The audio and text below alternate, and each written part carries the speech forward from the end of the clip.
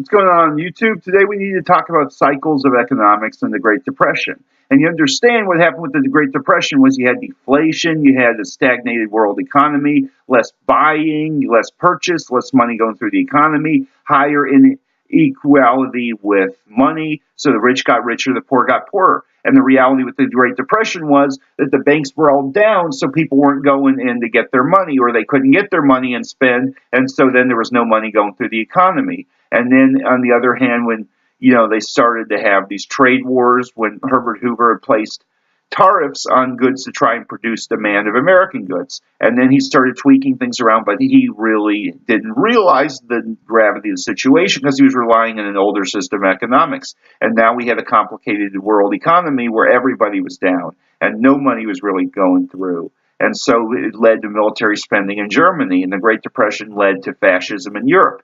And what happened was you had this extreme deflation as people weren't spending money and prices went down and people were getting laid off and they weren't having money going through the economy, and it was just a completely stagnated mess. And they hadn't managed the economic growth before in the 20s, and so then the stock market just crashed and collapsed. And once the stock market crashed, then businesses were having less funding and going out of business, and they were basically collapsing, and you had the system of inequality that started to become worse and worse. And so basically the Great Depression was a disaster of epic proportion on an economic scale, because you got to look at the sheer magnitude of unemployment and the resources that people were having, and that people had to burn food and commodities and even money because they had no use for it. And it was just like a no hope kind of situation that a lot of people can't comprehend. And so they understand that people were then looking for any jobs they could get to make any money and get food.